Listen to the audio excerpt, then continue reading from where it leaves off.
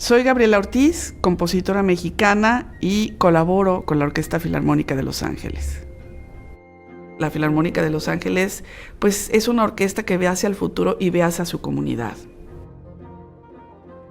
Dentro de ver hacia su comunidad, pues estamos toda la cultura latinoamericana. A los compositores latinoamericanos, sobre todo de las nuevas generaciones, les cuesta mucho trabajo escuchar sus obras. No es tan fácil como en otros países, ¿no? En otros países la tradición musical, por ejemplo en Europa, cada barrio de París tiene un conservatorio. En nuestros países y Latinoamérica es mucho más difícil. No digo que no haya una educación musical, pero hay menos oportunidades. Entonces, parte de la iniciativa panamericana es precisamente dar a conocer esta música, ayudar a las nuevas generaciones, ¿no? A que su música se conozca, a que se puedan abrir estos espacios para la escucha también, que puedan escuchar más obras de compositores latinoamericanos que allí están.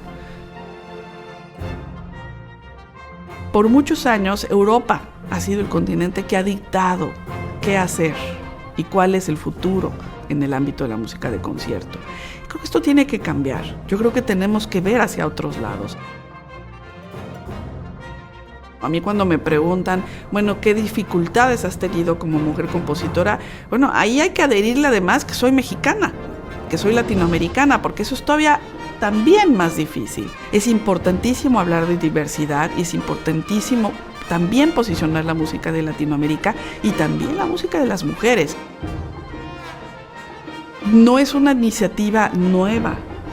En los 30s, Edgar Varese, Aaron Copland y Amadeo Roldán y varios compositores latinoamericanos hicieron una iniciativa de hacer una asociación de compositores americanos. Entonces yo creo que esto es volver a darle una continuidad y volver a afianzar, porque también creo que la historia de este continente es muy diferente a la historia europea. Aquí nos unen otras cosas, ¿no?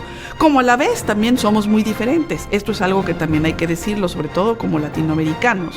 Siempre se tiende, pues, a ponernos como en la misma etiqueta, cuando te das cuenta que México es muy distinto a Argentina, o Chile, o Uruguay. Son países diametralmente distintos. Compartimos ciertas cosas y compartimos el idioma, pero no quiere decir que culturalmente compartimos todo. Y creo que también esta iniciativa va a ayudar a clarificar más estos matices.